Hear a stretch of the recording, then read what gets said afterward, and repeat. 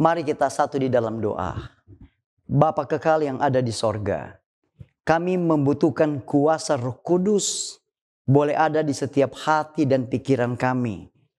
Agar ketika kami belajar firman-Mu, kami boleh mengerti, kami boleh memahami dengan benar, dan kami boleh alami dalam hidup kami. Kami juga boleh bagikan kepada orang lain. Terima kasih Tuhan, di dalam nama Yesus kami berdoa. Amin. Salam sejahtera untuk kita semua. Saat ini kita akan belajar firman Tuhan. Dan saya memilih satu topik. Mengapa Tuhan izinkan masalah terjadi di dalam hidup kita. Saya memilih ayat tema terdapat di dalam perjanjian baru. Dalam 1 Korintus pasal 10 ayat 13 bagian B. Ayat ini mengatakan bahwa pada waktu kamu dicobai, Ia akan memberikan kepadamu jalan keluar, sehingga kamu dapat menanggungnya. Saudara-saudara, kita hidup di tengah-tengah dunia yang begitu banyak masalah. Sering kali kita bertanya, mengapa Tuhan mengizinkan masalah terjadi dalam hidup kita? Ketika pencobaan dan kesulitan datang, kita cenderung merasa takut ataupun kecewa, bahkan mempertanyakan kasih Tuhan. Saudara-saudara, pada saat ini Alkitab akan memberikan jawaban yang pasti. Alkitab akan memberikan kekuatan dan meneguhkan iman kita. Saudara-saudara, masalah-masalah yang kita hadapi bisa saja membuat kita jatuh atau bertumbuh. Tergantung dari bagaimana cara kita menghadapinya. Apa maksud Tuhan mengizinkan masalah dalam hidup ini? Untuk menjadi kebaikan bagi kita. Masalah sebagai sarana pertumbuhan iman. Makanya dalam Yakobus pasal 1 ayat 2 dan 3 berkata, firman Tuhan berkata, anggaplah sebagai suatu kebahagiaan, saudara-saudaraku, apabila kamu jatuh ke dalam berbagai-bagai pencobaan, sebab kamu tahu bahwa ujian terhadap imanmu itu menghasilkan ketekunan. Saudara-saudara, jadi masalah dalam hidup bukanlah tanda bahaya. Tuhan meninggalkan kita, tetapi caranya membentuk karakter kita. Seorang penulis rohani mengatakan bahwa mengizinkan pencobaan datang untuk mengembangkan iman dan kesabaran kita. Jadi dengan mengalami kesulitan, kita belajar bersandar sepenuhnya kepadanya. Seperti emas yang dimurnikan dalam api, demikian juga iman kita semakin kuat melalui berbagai ujian. Yang kedua adalah masalah menunjukkan ketergantungan kita kepada Tuhan. Dalam 2 Korintus pasal 12 ayat 9 mengatakan, Tuhan berkata kepada Paulus, cukuplah kasih karuniaku bagimu, sebab justru dalam kelemahanlah kuasaku menjadi sempurna. Ketika kita merasa lemah dan tidak berdaya, saat itulah kita belajar untuk mengandalkan kekuatan Tuhan sepenuhnya. Seorang penulis rohani dalam bukunya Step to Christ mengatakan bahwa Allah tidak pernah berjanji untuk membebaskan kita dari pencobaan. Tetapi Dia berjanji untuk menyertai kita di tengah-tengah pencobaan itu. Tuhan ingin kita belajar berserah dan percaya, dan Dia berjanji akan memegang kita dalam berbagai aspek kehidupan kita. Ada kalanya masalah yang kita hadapi, Tuhan izinkan untuk mengarahkan kita kepadanya. Bahkan menyadarkan kita bahwa kita tidak bisa hidup tanpa Dia. Masalah bisa saja terjadi. Suatu cara yang Tuhan pakai untuk menarik perhatian kita. Saat kita merasa diri kuat, Tuhan tidak dapat berkarya dalam diri kita. Jadi ingat baik-baik. Jadi ketika kita merasa diri kita kuat, Tuhan tidak dapat berkarya dalam diri kita. Dalam 2 Korintus 12 ayat 9 dan 10. Secara ringkas ayat ini mengatakan bahwa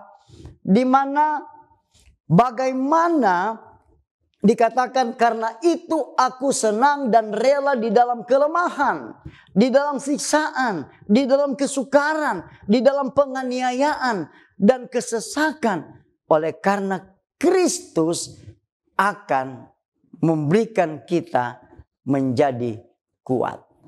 Jadi sebab jika aku lemah maka aku kuat.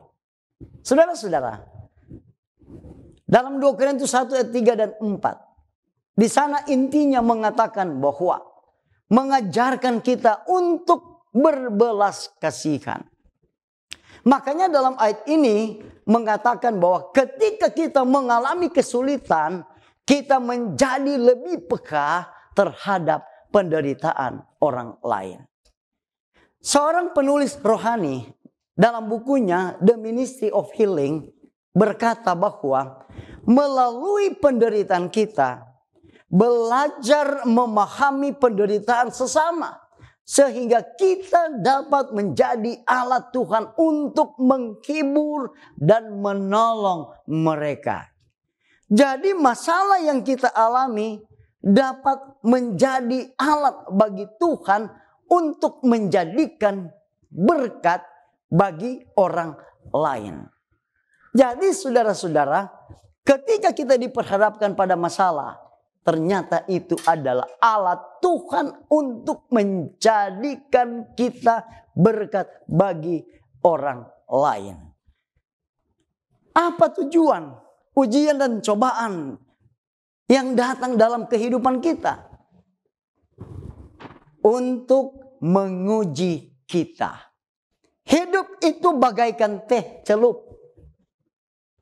Jika ingin tahu apa yang ada di dalamnya, celupkan saja ke dalam air panas.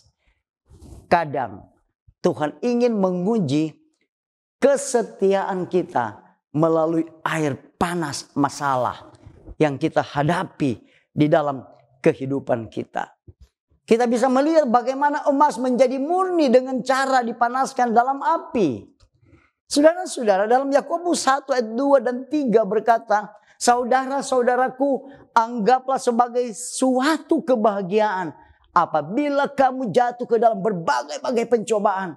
Ayat ini katakan sebab kamu tahu bahwa ujian terhadap imanmu itu menghasilkan ketekunan. Sangat jelas saudara-saudara di dalam ayat ini. Nah kalau begitu apalagi ketika ujian itu datang dalam hidup kita. Untuk mengoreksi hidup kita.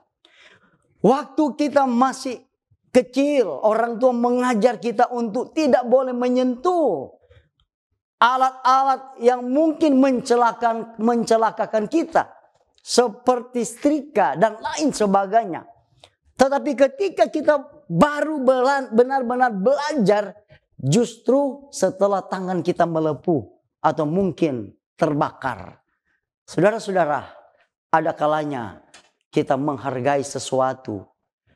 Teman, hubungan, kesehatan, saat kita sudah kehilangan. Ada pelajaran-pelajaran yang hanya dapat dipelajari melalui masalah, melalui penderitaan, bahkan melalui kegagalan. Saudara-saudara, di dalam perjanjian lama, satu ayat dalam kitab Mazmur 119 ayat 71. Ayat ini berkata, bahwa aku tertindas itu baik bagiku. supaya aku belajar ketetapan-ketetapanmu. Saudara-saudaraku yang kekasih, kalau begitu apalagi ketika masalah terjadi dalam hidup kita. Saudara-saudara, ketika ujian dan tantangan diperhadapkan dalam kehidupan kita, ternyata itu adalah untuk melindungi kita. Suatu masalah bisa menjadi berkat. Luar biasa ini saudara-saudara. Saya ulangi. Jadi ternyata suatu masalah bisa menjadi berkat. Dan membawa kita terhindar dari bahaya. Luar biasa. Saudara-saudara, terkadang Tuhan mengizinkan masalah terjadi untuk melindungi kita dari hal yang lebih buruk. Makanya dalam Kejadian pasal 50 ayat 20 di sana mengatakan bahwa Yusuf berkata kepada saudara-saudaranya, memang kamu telah mereka rekakan yang jahat terhadap aku. Tetapi Allah telah merekakannya untuk kebaikan. Apa yang tampak seperti kesulitan bisa jadi merupakan cara Tuhan. Saudara-saudara, menyelamatkan kita dari bahaya yang lebih besar. Seorang penulis rohani mengatakan bahwa sering kita tidak dapat melihat bahaya yang ada di depan. Tetapi Tuhan dalam kasih-Nya mengizinkan rintangan dan penderitaan untuk mengalihkan kita ke jalan yang lebih aman. Saudara-saudara, apalagi yang terjadi dalam hidup kita ketika ujian itu datang untuk menyempurnakan kita. Jika kita menanggapi masalah dengan cara dan pandangan yang benar, masalah tersebut bisa membentuk kita. Tuhan lebih memperhatikan karakter kita daripada kenyamanan kita. Hanya hubungan kita dengan Tuhan yang akan kita bawa sampai kekal. Ini saya ingin ulangi, saya ingin garis bawahi. Hanya hubungan kita dengan Tuhan yang akan kita bawa sampai kekal. Saudara-saudara, Roma 5 ayat 3-4 berkata, kita malah bermegah dalam kesengsaraan karena kita tahu bahwa kesengsaraan itu menimbulkan ketekunan dan ketekunan menimbulkan tahan uji dan tahan uji menimbulkan pengharapan dan pengharapan tidak mengecewakan. Saudara-saudaraku yang kekasih, jika kita menghadapi masalah, pertama, jangan melalaikan Tuhan. Yang kedua, ingatlah penderitaan itu ringan karena Allah tidak pernah mengizinkan pencobaan melampaui kekuatan kita. Yang ketiga, jangan memperhatikan hal-hal yang kelihatan, melainkan yang tidak kelihatan. Yang kelihatan sementara, tetapi yang tidak kelihatan itu kekal sampai selama-lamanya. Dan yang keempat, jika Anda menghadapi ujian, berarti Anda dan bukan umat biasa-biasa saja, tetapi Anda sedang dipersiapkan menjadi umat yang istimewa. Saudara-saudara, tentara-tentara ketika mereka ingin bergabung untuk menjadi tentara, mereka harus mengikuti ujian khusus. Saya dan saudara-saudara adalah umat Tuhan yang istimewa, yang khusus sebagai umat Allah, kita harus tahan uji.